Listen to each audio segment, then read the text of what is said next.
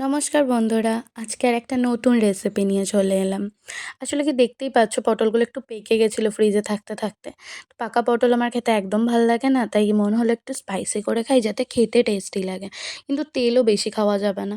তো দেখতেই পাচ্ছ আমি খুব কম তেলে মাছগুলোকে আগে ভেজে নিয়েছিলাম। এখানে কিন্তু মাছগুলো একটু কড়া করে ভাজতে হবে।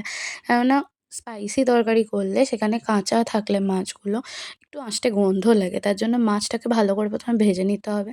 দেন ওই যে ঝুড়ো, ঝুড়ো করে আমি পেঁয়াজ কুচিয়ে রেখেছিলাম। পেঁয়াজ কুচি, টমেটো কুচি আর আদা রসুন বাটা।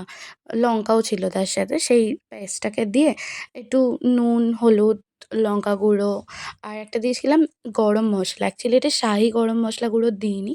আমি দিয়েছিলাম ওই এভারেস্টের একটা এমনি গরম মশলা হয়। একটু চিনি দিয়েছিলাম কালার আনার জন্য। ক্যারামেলাইজড হয়, কালার হয়।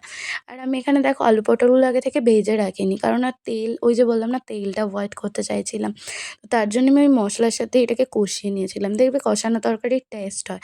তো এর সাথেই একটু সামান্য জল দিয়ে দিয়েছিলাম। কারণ তেলটা এখানে কম বুঝতেই পারছো। আর জিনিসটা সিদ্ধ হতে হবে। তো সামান্য জল দিলে এই দেখো এরম রসা, রসা একটা ব্যাপার হয়। এইভাবে আলুগুলোকে গলিয়ে নিতে হবে। একটু চেক করে নেবে ভালো করে। এরমভাবে চেক করে নিলে বুঝতে পারবে কতটা স্টিমড হয়ে গেছে। তারপর জল দিয়ে ফুটিয়ে নিয়ে ওই কড়া করে ভেজে রাখা মাছগুলো দিয়ে করে দেখবে। দেন আমাকে বলবে কিরকম হলো।